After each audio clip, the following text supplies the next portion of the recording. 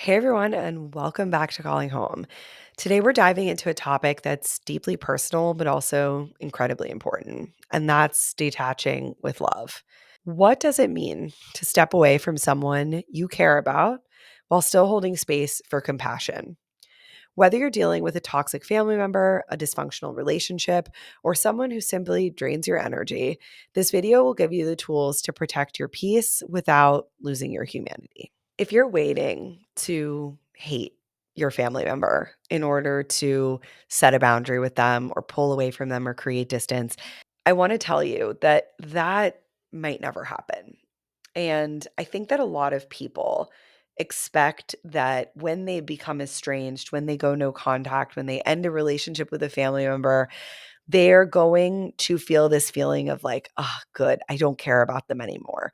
I've erased them from my mind and now I can be free and separate myself. And often, instead, what happens is that they feel this deep sense of confusion over their feelings of wondering, like, why am I still thinking about them? Why do I still care? Why do I still want them in my life? Why can't I just move on and get over it?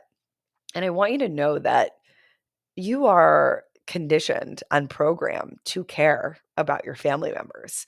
You are biologically programmed to care about them. You've been culturally influenced. You've been told that your family should be the most important. Nobody cares about you more than them. Like, it's hard to break that conditioning.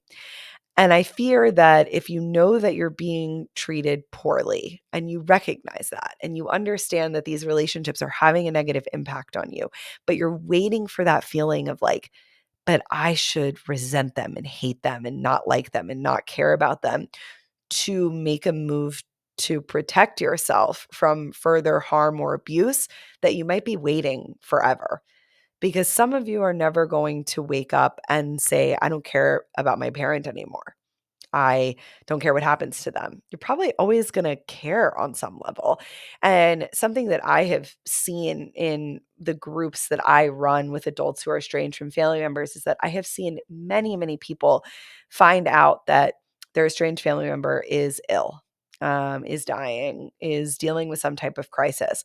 And I've seen the ways that this impacted them. And I've seen them become overwhelmed with grief for this person and a feeling of sadness and a knowing that I still care about them, but I can't be in a relationship with them because when I'm in a relationship with them, all these bad things happen to me, and I can't be a good spouse and I can't be a good parent to my children. I can't be good at my job because this relationship takes everything from me and depletes me so badly. But these people are still emotional over this person. They still want them to be okay. They still care. And I want you to know that if you're waiting for that moment, you're allowed to act without having that feeling. You're allowed to say, I still care about this person. I love them. And I know that I should be treated better. And I know that I don't want to continue to open myself up to be abused and manipulated. And so I have to do something about it. What is detaching with love? Detaching with love is the process of creating emotional or physical space from someone who is harmful to you while maintaining a sense of compassion and understanding. It's not about hate, anger, or resentment. It's about recognizing that some relationships are too toxic or damaging to keep close, and that's okay.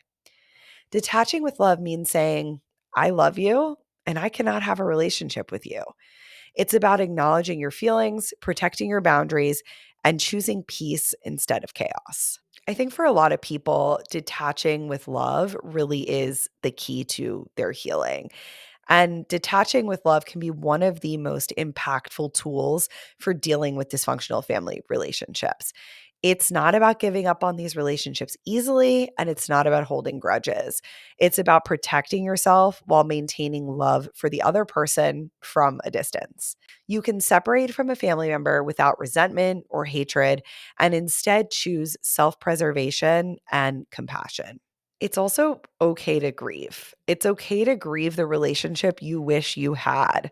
You're allowed to feel sadness over what could have been, even if you know deep down that detachment is the right choice. Choosing peace isn't always a betrayal. Sometimes it's survival, and it's giving yourself permission to live a life free from harm, drama, and chaos. Let's talk about how to stay detached with love. I'm going to give you some practical ways to detach and maintain your boundaries. The first thing I want you to try to do is keep your compassion alive. If that's something that's important to you and it feels like it's one of your values, you don't have to stop caring. It means that you're choosing to love and care for yourself, your children, your spouse, your nuclear family, whoever it is first. You can still wish someone well without keeping them in your life. I also want you to try to focus on your own growth. So, can you channel your energy into therapy, support groups, self care, relationships that uplift you? When you prioritize your healing, you create a space for a better, healthier future for yourself and the people that you love. It also might be really important to resist re engaging. Detaching with love doesn't mean you're obligated to reconnect. If nothing has changed, it's okay to continue to maintain that distance, even if you feel like I really care about them. You also have to learn to accept their behavior to detach. So recognize how they typically act and expect them to be themselves. Stop waiting for someone to change if they've shown you time and time again who they are. I'll leave you with this. Detaching with love is not an easy process, but it's a necessary one for protecting your mental and emotional health. Remember, you can still care about someone and choose to keep your distance. Take the necessary time to grieve, heal, and focus on your growth. You're not alone in this journey. There's so many people just like you at calling home, and you deserve to feel peace. If you found this video helpful, please give it a thumbs up, share it with someone who might need to hear this, and don't forget to like and subscribe for more content on adult family relationships and emotional health. Thank you so much for watching, and I'll see you in the next video.